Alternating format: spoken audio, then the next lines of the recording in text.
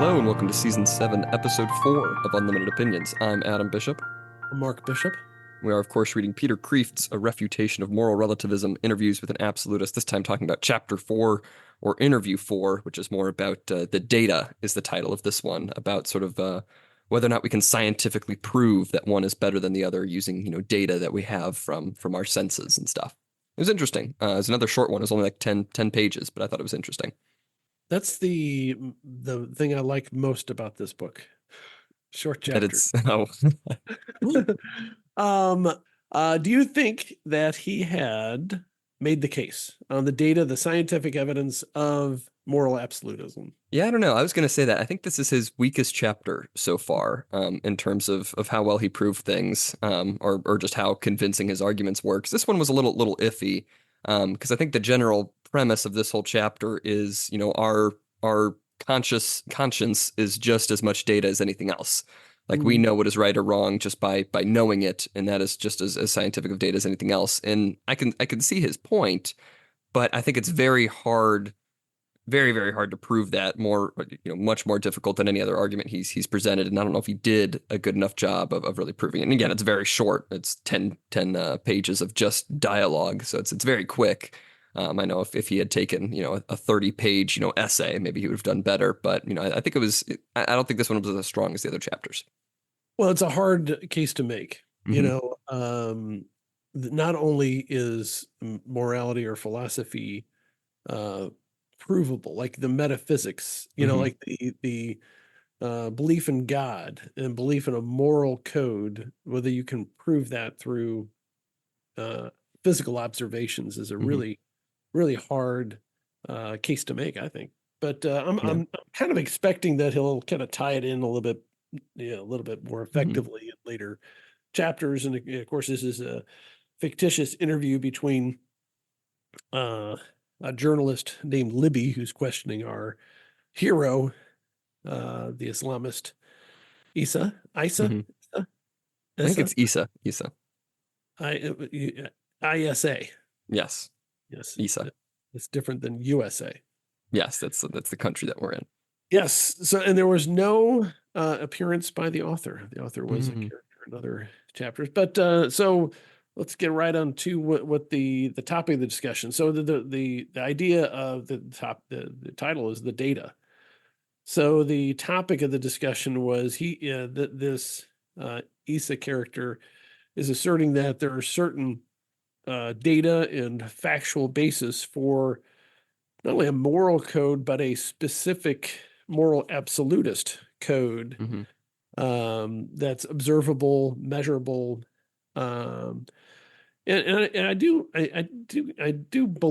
agree with him about some of which he says. I mean, I don't disagree with anything that this character says so far. But what I mean is, more specifically, is I think he does make a good point, meaning that philosophy is scientific too. It's not completely separate and distinct. And you'll actually, I was just reading the encyclical by Pope Pius X weekend, and he was making the same case against the modernists, where they try to separate the theological from the scientific, and say, well, that's completely separate. You can't use the scientific method to advance your religious beliefs and vice versa. And I think the argument on the side of keep the science out of the religion is stronger than keep the religion out of the science. Yeah. Because I think there are many brilliant scientists that realize, well, it's just so precise of an engineering job for our world and so orderly that you almost have to come to the conclusion that it was created by a higher power. Whether you consider that God or not, it certainly would give you pause, or should give you pause, and so you should have some sort of religious maybe value system that you're operating under that would maybe temper some of the things that you do in science. Yeah. Well, I really like the point he makes at the very beginning where he says, because Libby, the character, is like, well, Is this just a science thing? Is this just a philosophy thing? He says, well, like what you were saying, you don't have to have an either or. He says the scientific method in the broadest sense means, first of all, assuming that reality is rational and intelligible. The ancient pagans didn't assume that, and the modern nihilist doesn't either, so it's not automatic. And then in the second place, assuming that human reason can know or can know it. And so it's this case that, well, of course, philosophy is scientific. It's based on that idea that the world is rational and intelligible. At least, some branches of philosophy kind of, has a dig at the nihilists there. But if your philosophy, centers around knowing the world, then of course it's going to have a scientific basis. You're formed around, an idea that the world is rational and intelligible, and you're just trying to figure out how it works, which is the scientific method. But of course, they disagree on what constitutes data, and that becomes, the biggest discussion in this chapter. Right. And there's a couple of little digs at Buddhists, and I don't Hmm. really haven't studied Buddhism much, but I'm sure I will denigrate it uh, for no good reason. Yeah, that's good. But anything that Richard Gere believes in has got to be good. But in any event, um, so he mentions a couple times during this in this chapter about how a Buddhist philosopher can deny the existence of matter, and Hmm. that kind of using that as an absurdist take, not necessarily a nihilist, but somebody that says, well, you can't prove Hmm.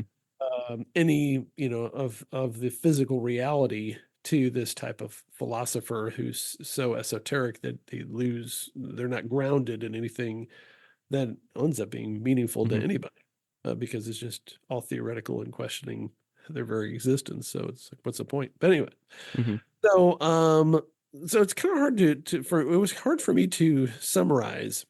Hmm. So his argument, and he's talking about the scientific, and he says, scientific method in the broadest sense. Did you read this quote where he says, Yes.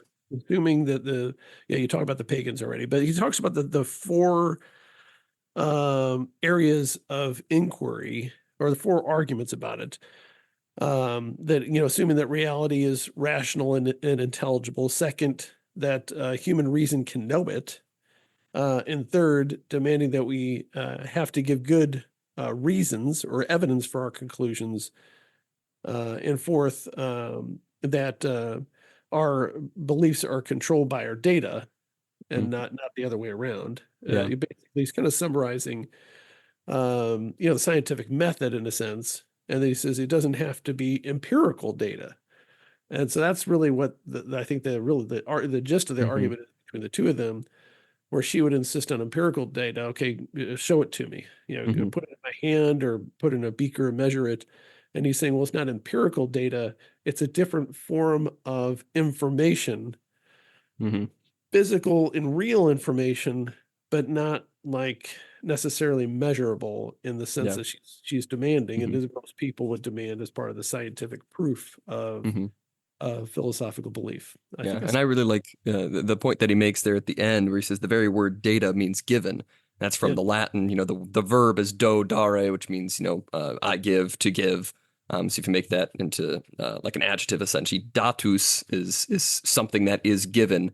Data is just the neuter plural, and so it's just given things, things that are given, which is interesting. And he makes I like that he brings up that point, because some of our data is just things that have been given to us, by someone else. It's things that we, take for granted almost in a way. Like when proving our theories, like these are just things that are proven, things that are given in our arguments, but also they are things that can be given, as he's sort of arguing from a higher power, which is a really interesting sort of point to make. I like it. yeah. No, it's an interesting point, and I think he has to make the point, Hmm. as part of this debate or argument or discussion. And so I think he really gets down to, well, let's see. There's what he calls four distinguishable levels or circles or horizons of moral experience. So he's talking about, not data that I was expecting, like, okay, what are these things, but instead, uh, like physical experiences that would be considered support for this argument that it's an experience based, physical based argument for a moral code. Essentially, is what we're really getting to. And so he's talking about the different levels. I guess let me see. The first one is a personal, individual moral experience. Where the person has an understanding of what is good and right and what ought to be or Hmm. ought to be done, I guess is what you say. And the second level is an interpersonal moral behavior, more of a like a societal um, type of discussion. Lost my notes for the third and fourth. You got the third and fourth handy? I do not, but I know we'll get to those later because he spends a long Third, time so there's a moral pondering. language. I Mhm. got the moral language and a moral discourse where people are arguing about what is right or wrong. And the fourth, did I forget that?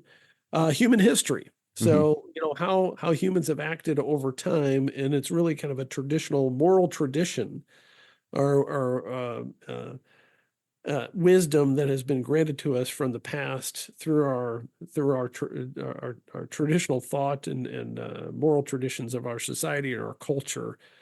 And he views that as a form of data Mhm. verifying that there is an accepted moral code, Mhm. absolute moral code, and meaning that there, number one, God exists. Number two, there is certain things that are right or wrong, no matter what, no matter who the people are involved in that. And so those things are rather vague. Mhm. Those topics are rather vague. But when he gets into it, it's kind of a fascinating Mhm. discussion, I guess you'd say. Yeah. Because I like he does go, kind of at length with each of these. The first one, that personal individual moral experience, really his argument is conscience, essentially. We inherently know that people have rights. It's not right to kill people. It's not right to steal money because, you have a right to your own property. So you have these things that are right and that are wrong, that is not right to do those things. And you also have the oughts, it's not just the prohibitions, but things that you ought to do as well, where we all experience being morally obligated to do some things and avoid others. And so it's like that's not something that you can measure necessarily, like you said, like in a beaker, but it's something that we all experience. It's something that we all know because we all agree that everyone has these rights. Which without even thinking about it, it's something within us that understands that. It's that inherent conscience, that inherent knowledge, that innate moral experience, I guess. Yeah, and he's going to be making, and he mentions it just briefly in this chapter, but he's going to be making an argument against the deconstructionists, I think, Hmm. more elaborately or more thoroughly, because what Hmm. he's saying is that at the opposite ends of the societal development, you get nonsense. Hmm. It starts with paganism, where it's just a bunch of superstition and multiple gods, and everything is explained by every phenomenon is explained by some sort of personal god or deity of open doors or whatever it would be. Hmm. And then the other end of it, after a certain societal agreement and rational behavior and study, you have a moral code. But then when you get to a certain level of sophistication, you get the deconstructionist nihilists, Hmm. and you're back to the pagans. Yeah. Which he makes And that point sort of at the beginning where he says, that's one of the reasons I hate deconstructionism so much. It denies that basic principle of first data, then interpretation. Data controls interpretation. They reverse the order because they believe that everything is essentially just everyone's individual interpretation. And so the interpretation always has to come before the data because everything's, subjective. Everything's been deconstructed for them. right. And I like his argument like a 10,000 foot level, but it's hard to really convince somebody who's Hmm. not aligned with that level of thinking that okay, that this your individual number one, your individual conscience, and I think the what the obvious counter argument would have been is what about a sociopath? Yeah. And he would say, well, that's a form of illness. Hmm. So that kind of proves that the exception proves the rule, meaning like um, every human can walk on two legs. Well, what about that guy that got his leg amputated? He can't. He only has one leg. Does that Hmm. mean he's human? No, it just means he's a human that lost his leg. Yeah. And so so there's a counter argument to it too. But I've always been, I don't know, a little suspicious about this. We have this, and maybe I shouldn't, but that we have this moral code in us, Hmm. God code that we all have, or we all should have, maybe, that proves that there is a moral code. Because Yeah. I think on some level I agree with it, and some level I think it's cultural, you know, and I think that's where the deconstructionists are really making a lot of headway in our modern era, because I think our culture is glamorizing sexual depravity, Hmm. violence, theft, and Yeah. sloth. What are the seven deadly sins? Basically that's what we're celebrating. Hmm. Um, avarice. I mean, what are they? So it's like Hmm. if you name them off, it's like that's what there should be, like the top seven TikTok accounts should be the seven deadly sins. What do you think? Yeah, Uh, no, I agree. But he does say, I think in the next chapter is about cultural relativity. So maybe he'll answer some of your concerns there with how a culture maybe inculcates specific morals, that are apart from the innate morals. So I think he'll probably discuss that later. Yeah, later he But mentions it here, but I don't know. It's just I feel like a culture can mhm, be, well, and then I think of like the Mayans, yeah. like a terrible, terrible culture. There've been really bad cultures, human cultures. I don't necessarily need to pick on the Mayans all the time, Hmm. but they're an example. And I just read a book a little while ago Yeah. about the conquistadors, and they weren't great either. but uh but they stepped in a cesspool of Yes. cannibalism and all that stuff. Anyway, Which, by so the way, I don't want to cut you off. The seven deadly sins, in case anyone was curious. oh, here we go. Yeah, pride, greed, wrath, envy, lust, gluttony, and sloth. I was forgetting about envy. I had six. I had to look up the seventh. I was forgetting envy. I said envy. Did you? Oh, I actually said envy as one oh, of there them. you go. Well, I must not have been listening to you. Ugh. But yeah, so he mentions this, there's this cultural. So the number one is like everybody has this innate kind of conscience, tells Hmm. you, whether you do it or whether you listen to it or not. There's like an inner voice that says, okay, you should do or shouldn't do those things. Hmm. And so that is a physical experience Hmm. that we all have, all should have, that Yeah. we all have.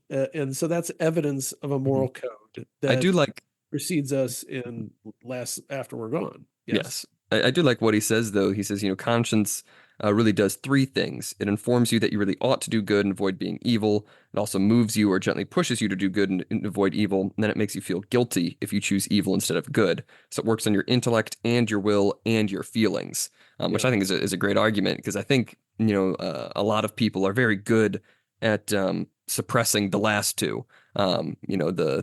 Feeling bad about it and just ignoring, the movement of the conscience. And but I think it's very hard for people to really push down like the feelings like I know this is wrong. I don't know if we've talked about this. I know abortion is one of the big issues we talk about here a lot. Um, but I do think a lot of people who have had abortions, know that that is a wrong thing that they have done. That's why so many of them fight so vehemently for it because they feel bad and they're just trying to fight those feelings. And I think they're good at pushing down the feelings, but I think all of them, I think at some level, know that what they've done is wrong. Yeah. I don't know. I don't know the answer to that, of course. Hmm. And I don't think anybody does, it's either that or that they can't contemplate the Mm. alternative. So if maybe they don't feel bad, but they can't contemplate the alternative that they are bad. Mm. And so it's like a fear of, if they're wrong on that, then they're really wrong on a fundamentally human Mm. level. But Yeah. maybe that's really what you're saying. Maybe Hmm. that fear is, I'm just articulating it a slightly different way. So, but there are, the problem is the when you deal with, and I don't deal with it very much anymore, but when you deal with really bad people, um, it's hard to say that they had a conscience. Mm. Maybe, there's some people that are just really evil, Yeah. and it's hard to. So that's why I'm always kind of like, well, I don't know. It's not. I don't know that it's universal. Mm. No, I don't know that a conscience, as we understand it, is universal. But maybe they're just, they're like you said, they're just suppressing that guilt, or they're denying it, or they just won't admit it to others, and they're just doing whatever they want to do. But I do think people just kind of become captivated by evil. Yeah. It kind of, it's kind of like the dark side on the Star Wars. You know, Yeah. you kind of get seduced by it in a way, and I think there's some brilliance with regard to that Yeah. line of the story. But No, I think that's true. so then the next real topic, as you mentioned, is like the societal code, the traditional values, you know, that are Hmm. handed down. What do we generally agree as a society? And that's evidence that there is some sort of general moral code, you know, that it's stealing, you know, there's some fundamental ones that for any functioning society, you know, stealing is punished. Hmm. Um, you know, but then again, I'm like, well, there's some societies, I don't know that rape is really frowned upon. You Yeah. know, it's like, oh my God, you know, and then how do you explain slavery that was so accepted socially? You know, I mean, it's just, I think we're saying, well, there's a societal code, and there was a moral code about slavery, and there was, you know, they're supposed to be treating their slaves appropriately, and Hmm. not torturing them unnecessarily, I guess you'd say. I mean, there really was Yeah. accepted social structure around Hmm. that, whether it was in America or, you know, I Hmm. mean, it was around for Yeah. of human history. So, but you could see that there was like a code, Hmm.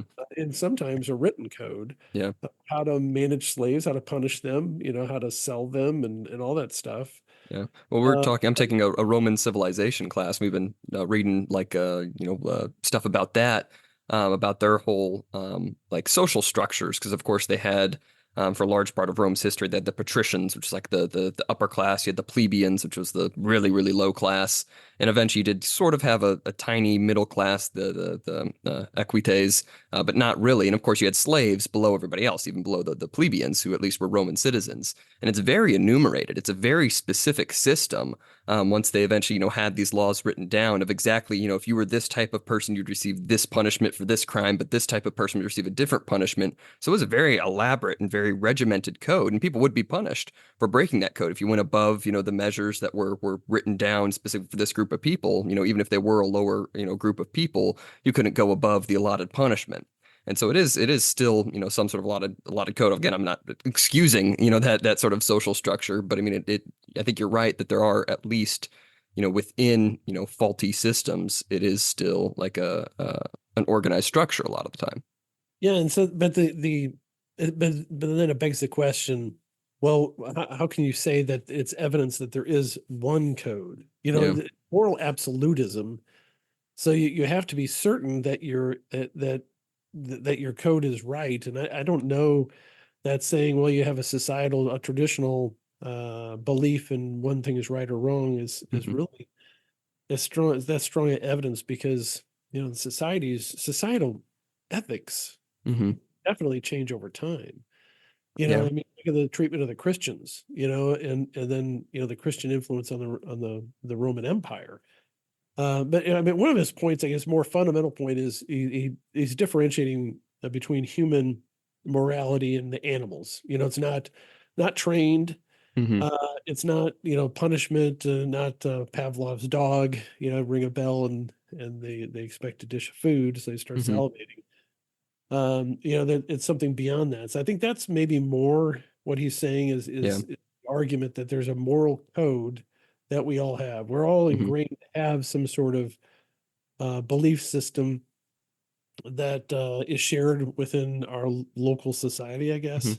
And I Yeah, don't know. because he's kind of basing it on the point that we talked about last time about, we do know that values, are things. It's not, values aren't subjective. That in our society, he makes the point, about you saying it's not just conditioning. It's not just I'm going to give you pain until you stop doing X, but I'm going to punish you for doing X because X is wrong and you deserve to be punished. And so that's where he's saying that the data comes in, is because, well, we recognize the value of, a human life. And if someone takes a human life, then you receive this punishment because they have, gone against that value. We all accept that that is the value there, through these interpersonal, moral experiences, as he calls them, the second level, that shows that we all have that understanding. And I think that is a decent argument. But again, I do think it still runs into the same problems you were describing. Yeah, it just seems so subjective to me and not precise cross culturally. You know, Yeah. that's really what. But maybe his argument would be, well, it's going to depend on which culture you are, and that's just more evidence that there is a cultural basis for an absolutist philosophy, whatever that's going to be. Hmm. It's because it's moral absolutism, and it's not moral universality, I guess. I don't know, but I would think that you'd say it would have to be universal, wouldn't you? I don't know. Yeah, I don't know. Um, so that, so I think we've talked about the, that tradition aspect of it, but he also talks about, you have to have this moral, a functioning society has, it's morality is the he says, I'm 59, morality is the secret of success for a society. I think Hmm. that's 100% true. And I think it's 100% true across cultures, nations, states, groups of people, that if your society doesn't have a moral code, Hmm. it will eventually implode or be so tyrannical that it's Hmm. not a just society intuitively, Hmm. almost, in that the culture itself knows that it's not functioning, and you have to have a proper moral code for Hmm. the orderly administration of society. So I think there's Hmm. some truth to that. It seems like, Yeah, don't you think? I mean, I agree. I think um, if you look at Muslim countries, there's a certain moral code that's pretty, very similar to Judeo-Christian traditions about theft and respect for others' property to a certain degree, and violence against others, and it has to be adjudicated properly by the authorities or the Hmm. leaders or whatever you would say, depending on how sophisticated the group is.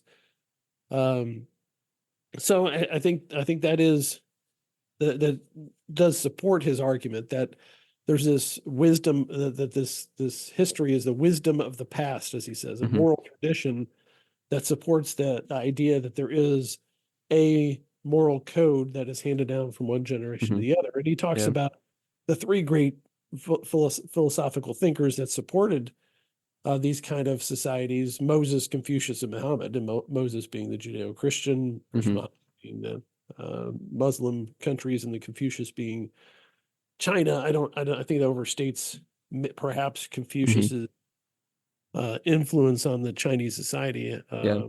But I'm not an expert on Yeah. the entire history of China, but it's Hmm. been around for a long time, and I don't Yeah. know that Confucius was Yeah. responsible for that train of thought that allowed Hmm. them to be, so So successful. successful Yeah. for so many centuries. But Yeah, I think as his fourth argument there is the strongest, his human history point. He does bring up, Chesterton, the great quote, tradition is the democracy of the dead. We have some sort of understanding that our tradition has brought us to where we are, and so we should respect that tradition, respect, the people who came before us and putting this system in place.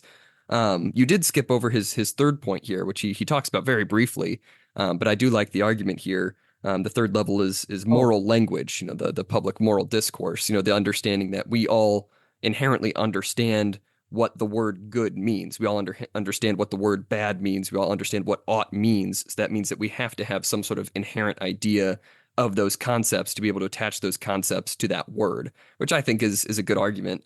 Evidently, he didn't want to talk about it too much in this book because he just has Libby go like, "Oh, that makes sense," and then they moved on to the next point because I think he wanted to focus more on that. And I think that's a very technical argument when you're getting down to the language stuff. I think you have to be very precise there, and it requires a lot of talking to really get to the root of the issue because it is sort of a hard argument to make sometimes to say that knowing what a word means that we have an inherent knowledge or that thing exists beyond the word. It kind of gets wrapped around in circles if you talk around about words for a long enough time. well, yeah. I mean, it was unintentional to make you talk about the language issue, because I did accidentally skip over it. Hmm. But it is a fascinating concept about the necessarily there has to be an agreement of the meaning of the words, as you said. Hmm. And so if it's like moral or ethical or whatever the word is for doing the right thing, if we all agree that's the meaning of it, that I think might be in a way a more convincing argument of the absolute is the universality of the Hmm. concept of morality, and that there are moral absolutes because we have words for those things. Now, of course, you'd say, well, you also have the words for other things that deconstruct your moral code, Hmm. but I think those are secondary Hmm. words, that Hmm. modify the original. Yeah, because you can't have the word deconstruct or deconstructionist without first having the word for moral, right? If you don't have, You have to have as construction. You have to have construction well, yes, or destruction, right? yes, but you have to have the concept. You have to have the concept of morality before you have the concept of deconstructing morality, is what I mean. Yes. But I agree with you that a deconstruction we have to have, yeah, construction before you have deconstruction. I think that's a good point too. But I think the concept existing so that we have a name for it, I think is a strong argument there. Yeah. So then, I mean, he kind of just makes the assertion or the conclusion that based upon all these, these four factors and that people have a conscience and the society has some traditional moral value and we have words for these concepts that well, it shows that absolutism is scientific Hmm. because we have a concept of what is and what ought to be. Hmm. And that's just life. And I think on his basic point, a simple point, I think he is right in the sense that those things exist in Hmm. functioning societies. And I think that is a basis for a belief that there is a fundamental, what I call it natural law. Hmm. But I think my belief in natural law is maybe a little bit more practical. You have to have a Hmm. start somewhere, Yeah. and you have to just say God gave us X, Y, and Z, Yeah. and F you if you say different. Because it came from God. Yeah. It came from me. It came from God. You have a right to freedom. Hmm. You have a right to your own property and the fruits of your own labor. Hmm. Right to be safe from attacks of others, and not be a victim of violence, and essentially a right to be left alone to Hmm. a certain degree. And God said so. And I think we ought to just all agree to that. We used to all agree to it, meaning Hmm. human, in the United States, but we seem to have some sort of deconstruction of those concepts. Hmm. That the existence of those concepts in a functioning society, I think, is a support for Hmm. his theory that there is something physical about it. It's real. Hmm. It's not just theoretical. It exists, but does that prove that it exists more than moral relativism? I don't know. What do you think? I mean, I think it does because we don't have and I think this is more of like the historical point, but we don't have a society where they started out assuming that everything's relative, right? And I think that's kind of sort of his last point there about human history is that you never have starting from the roots up any successful society that says, yeah, it's whatever everybody wants to do. Every society starts with an idea of, okay, this is what's right and what's wrong, and they can build from there. And eventually, as you get more sophisticated, as he calls it, then you start getting back into the relativism, where it's okay, well, now it's whatever everybody wants to do, and you get the deconstructionism. So I do think it is a good point that there has to be a starting point. We all recognize these concepts, and so we've built up these laws, we've built up these societies based on those initial concepts that we all have. And the proof that we have those concepts is in the society that we've created because they're based on those ideas and they've come through with that. Yeah. And even in the primitive societies, they have a belief of um, a certain moral code, a certain, Hmm. like pagan belief in pagan gods. They had, if you do this, the gods will punish you. If Hmm. you don't do that, the gods will punish you. Um, and if you do Yeah, this, they I'll did punish have. you. Mhm. Yeah, Yeah. they So did have very strong things even outside of the deities because a lot of the gods as he kind of mentions earlier it's not like a rational system. It's whatever's up to the whims of the gods, but they do have accepted societal norms. One of the biggest ones in ancient Greek society was xenia, which means essentially hospitality. If a Mhm. foreigner comes to your house, you're morally obligated to provide for them as they're on their travels no matter what. So you do still have those moral concepts that are still there, these very solid rules, these absolute rules within the society, even when you have a very disordered sort of theology or philosophy about the world. Yeah.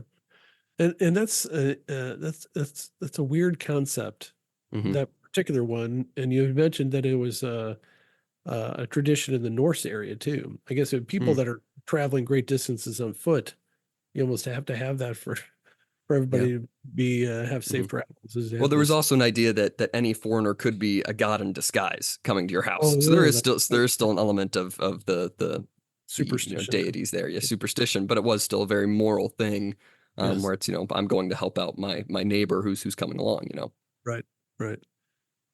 Yeah, I don't know. I mean, it's a like I said at the beginning, it's a hard case to make that there's um, a measurable physical basis Hmm. for moral absolutism. But he does a it takes a good shot at it. He swing at it, and I think he got in fair territory.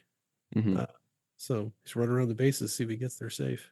Yeah, yeah. And I do like his quote here on page 61. He says, real objective morality, absolute morality, can be denied by your modern theory, but only after it is first affirmed by your natural moral experience, by everybody's moral experience. And I think Yeah, that's a good point. I think that's what I was talking about with, to have deconstructionism, you first have to have morality.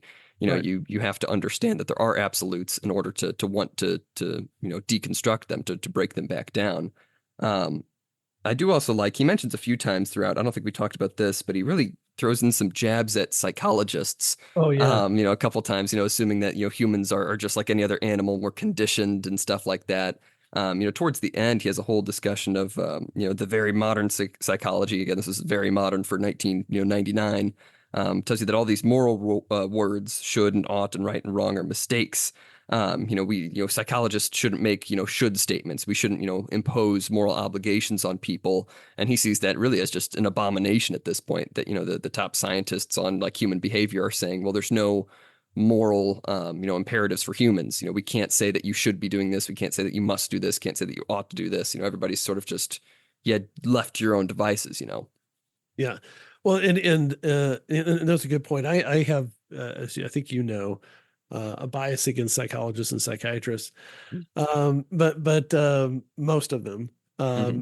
It's that therapeutic papering over of the moral code that he's Hmm. objecting to there, where you never hear anybody say, that murder is evil. That Hmm. guy murdered people. He's evil. I mean, now you do, as long as they're white.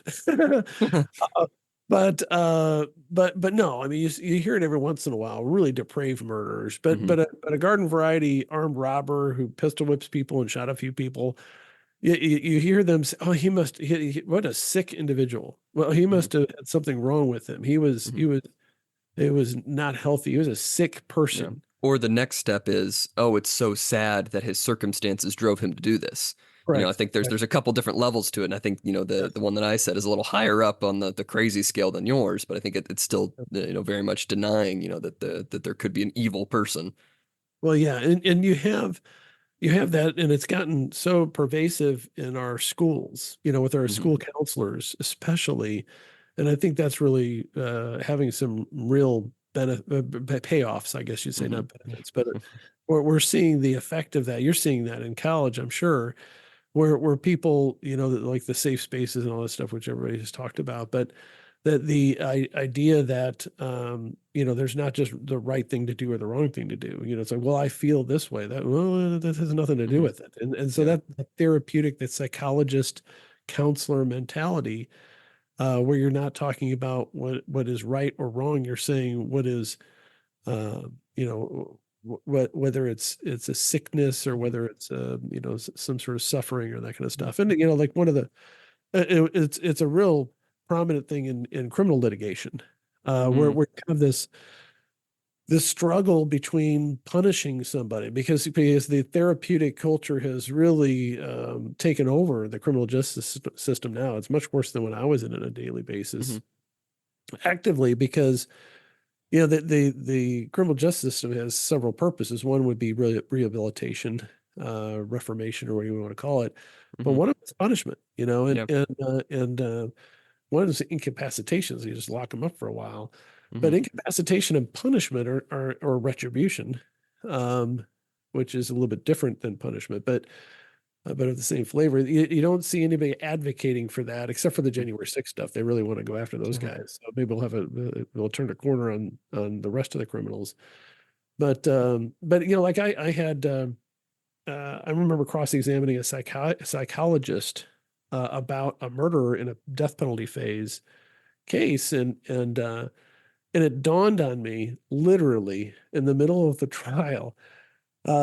She says he just what was her wording? I don't want to misquote it, but she said something, and she says, "Well, he just doesn't appreciate that what he is doing is not acceptable." Mm, And I said, "So really, what you're telling this jury?" And she was a defense expert. I said, "Really, what you're telling this jury is that he's functional, right? He's smart enough to know better, yes, and he's been taught, right from wrong. mhm, This is the wrong thing, and on some level, he understands that because he said that it wasn't the right thing to do. Yes, but really, aren't you really saying he doesn't have a mental health problem? He just has a morality problem?" And mm. she says, "Yes." I was Huh. like, "Oh, I can't believe I was peed my pants to have his experts say that he's evil, and Yeah. not so many words is unprecedented. Mhm. I don't know if this ever happened before in a trial, and it just kind of as a lawyer, I'm going off on a tangent No, now, that's all right. but as a lawyer, you're always taught, and you always learn, and we're arrogant people, and so we always take the risk of they say never ask a question you don't already know the answer to, Mhm, because it'll burn you more times than not. And boy, that's the truth. mhm. Um, and that one, I didn't know how she's going to answer it, but we were having almost like a conversation in front of this audience in a very important case. And I said, "Well, doesn't he really have, are you saying that he has a morality problem? It's Yeah. not a mental health problem." She says, "Yes." Now she was paid a lot of money over many years being an expert in trying to get people to be found um, mitigated for Mm, death mhm. all across the state of Missouri. Interesting. And I think that was the last time she ever got hired, Huh. Well, what because do you know? that was really, really devastating. Yeah. They can't have that level of honesty Yeah. um, as a defense expert. It's just and to really opine, it really wasn't appropriate for her to opine on that. But that she had no real psychological basis to say he didn't know what he was doing. I mean, Yeah. exactly but anyway, Yeah. so Yeah. Well, I think going back a little bit, I think that's, one of the few areas where, his book's actually outdated, where he says when, Issa's making the argument, well, we believe that you should be punished for this because we know that this is wrong. Again, it's like you're saying, we don't hear that anymore in our legal system. I mean, so many people, assume the legal system is just for rehabilitation. That's the only person, they've just been subject to these horrible, awful experiences throughout their life, and they've committed this crime as a byproduct of that. So we just have to give them the right skills and the right tools, and give them the right. right therapy to put them on their way and back on the street. And of course, we know that that often does not work, and it's ignoring one of the foundations of the penal system is actually punishment. Yeah. And I mean, I don't want to go too far because I can talk about this for hours, but that's a huge fundamental problem within our criminal justice system in every jurisdiction, Mm, some more than others. But the other one is the delayed justice. Um, there's this big push about getting rid of cash bond because we're holding poor people longer than rich people, which I get the argument prior to mhm, trial. And they say, well, a rich person bonds out, poor person has to stay in there for 6 months. I completely understand that argument, mhm, and so I think that what should be happening though is that they shouldn't be in for 6 months. They should be getting a trial mhm, 2 months down the road, especially on relatively petty charges. But you can't just release people without having to post some sort of security they're going to show up and not commit another mhm. crime. And so that's a mechanism to get them to show up or get them to stay in custody because Yeah. they're a danger to people's property. But part of our the problem is, and they're trying to find a solution to the problem of these cases going on 1 or 2 or 3 years. And it's not just to have somebody sit in a jail cell waiting trial for 2 years. I don't Mhm. care what the charge is. I mean, I think murder cases should be tried within a year, Yeah. no matter how complex they are. And I think murderers generally should probably be kept in jail unless it's Mhm. kind of a weird one, where it's, I don't know, I can give you examples, but that's part of the problem. And but the therapeutic nature or the idea, the judges have bought into it. hook, line, and sinker across almost all jurisdictions that punishment is not a legitimate reason to sentence somebody. I Hmm. mean, Yeah. to say that is like anathema, yeah, that's a word, isn't it? Anathema, Anathema. Yeah. anathema, and Anathema. I had a syllable wrong. Yes. Anathema, to anybody in the criminal justice system, and I think, but it goes in cycles. Yeah. In the 1960s, it was a free for all. Early 70s, even more of a free for all. And that's when you see if you saw the Dirty Harry movies, the kind of almost Mhm. vigilante Clint Eastwood as a Mm. detective. And he says famously, uh, he has a guy at gunpoint, and the guy's shotgun is right next to him, and he's thinking about reaching for it. So Clint Eastwood's character, Dirty Harry, says, I know what you're thinking. Did he shoot 5 bullets or did he shoot 6? I got to tell you, in all this excitement, I lost track myself. Well, I got a question for you. Do you feel lucky? Well, do you, Mm. punk? I've It's a seen really that. fun, Yeah, I've it's, seen that. it was really, cinematic legend there. Hmm. But he had like 4 Dirty Harry movies. Yeah. And it was because crime got out of control. Hmm. But you look at those movies and they're set in San Francisco, and it looks like paradise compared to what it is now. But Yeah. there was a big law and order push in the 1980s, and the 3 strikes law, especially in California, where you get third felony is life in prison, which was Hmm. probably too draconian. And now and then then things quiet down, so the statistics go down, so people don't see crime as much, and then things get out of control, and then Hmm. there's gonna be a crackback, Yeah. whiplash effect, and then we're gonna start locking up everybody. Hmm. Uh, Well, talking about like the speed of trials and everything taking so long, wasn't there just an instance recently? You can correct me if I'm wrong, but a man was just uh, put to death with like nitrogen gas instead of lethal injection because they couldn't find the right vein like 12 years ago. And so he's just sitting on death row for like another 12 years past his originally scheduled execution date because there was no usable vein. And because they were trying to figure out a suitable alternative. And it took just so many more years just because the first method didn't work. well, that's part of it. I think he was convicted in 1989. Hmm. I remember correctly, down in Alabama.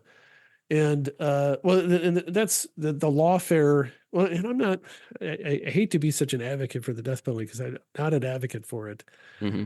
But the opponents to it are so dishonest because what they'll do is every step of the way they want to continue the cases, continue. And you understand why? Because well, if you delay it, then you're delay. Maybe he'll die of natural causes. Yeah.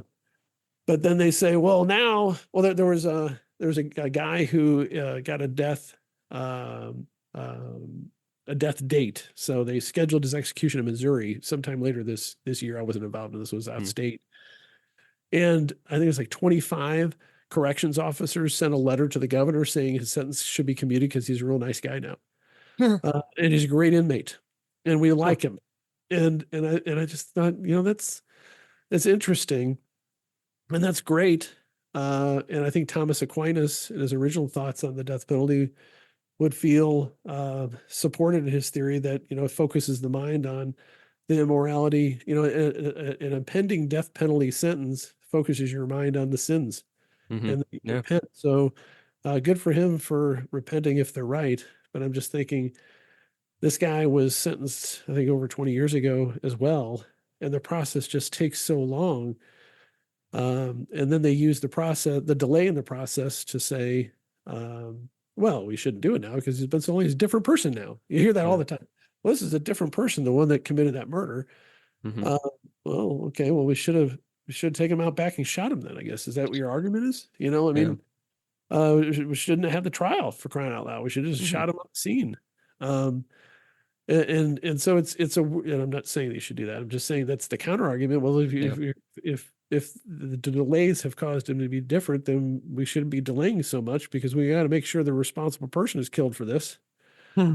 But they'll just change their argument on a whim based upon what's ever convenient to advocate for their ultimate position, which is for the adoration and love of a convicted murderer. Because there was a quote I saw today. I hope someone loves me as much as the journalists love convicted murderers because they love and adore them. Yeah.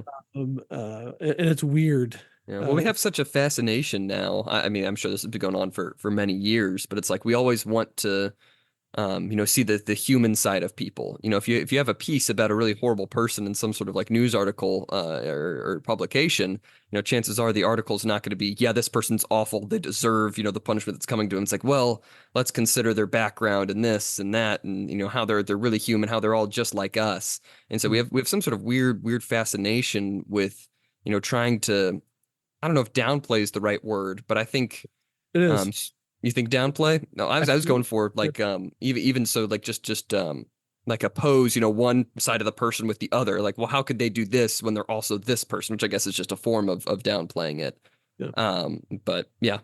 Well, the one argument that I always thought was the worst, but it's made in every one of these cases on behalf of the defendant. Well, the person that he killed, it's a version of this. They say it more cleverly. No, the person he killed is already dead. Hmm. So we're here to try to figure out what to do with him. So he is the focus of this case. And what is it appropriate? Two wrongs don't make a right, which is a Yeah. good argument. But they always downplay the evil that the person did, and they always downplay the effect it had on the victim, who of course was killed, and almost always in a horrible fashion, and the effect it had on their family, Hmm. their loved ones, their children, or the children they never had. And they don't even mention it because it doesn't support their pro murder agenda. It's not anti-death penalty. It's pro murder. Hmm. And that's what keeps me in the death penalty camp. That's the only reason why I was ever in it, because I saw these nuns that were just horrible. They're Yeah. horrible human beings lying about murderers. For what? I think it makes them feel better about themselves. Hmm. But I think a lot of the death penalty opponents are just bad people, Yeah. and liars and dishonest about it. Hmm. You gotta just be honest about it and say, this guy is a horrible person Hmm. and he probably deserves to be put to death. But gosh darn it, let's let him. He's gonna die on God's time. It's Hmm. not up to us to kill him. Put him in a cell for the rest of his life. But the problem with that is then they're also against life without parole. Yeah. Um, and the same people are saying the same thing. Well, this guy was, 25 years old when he murdered these five people. Now he's 72. And he's got Hmm. cancer. What is the difference it make if he dies in a hospital room or in the cell, the infirmary at the prison? It makes a hell of a lot of difference. Yeah. And I hope he's buried inside the walls of the jail Hmm. so that he never leaves, Hmm. which is actually generally what they do. Hmm. Interesting. Um, yes, so depending on Nice. the jurisdiction, Nice. but Well, that was a very long tangent, I think, off of one topic. well, Um, I warned you. I tried to no, that's stay good. away, It's very, but you kept going down that path. no, it's very interesting. But do you have any other thoughts about the chapter? I think we got to the end there talking about the data and going through his four sort of sources of data, and then ranting about psychologists, which ended up on the death penalty issue. Do you So have any other thoughts? I gave one example of a psychiatrist that was an Yes. idiot, and then we went down that path. Yes, then Sorry. we went down the path. No, it was a good path. It was a good discussion. But do Well, you have any other final thoughts about the chapter? um, no. No? All right. Well, I guess we can wrap up the episode here then. I think this is going on for pretty long here. That's not like a diss at you. I enjoyed that discussion. But this has been season 7, episode 4 of Unlimited Opinions. You can, of course, follow us on Twitter at ULMTD Opinions for updates on when the next episodes are live. Again, that's ULMTD Opinions. Do you have any other more final thoughts, period? Not even about the chapter. No. All right. Well, again, this has been season 7, episode 4 of Unlimited Opinions. I've been Adam Bishop. I'm still Mark Bishop.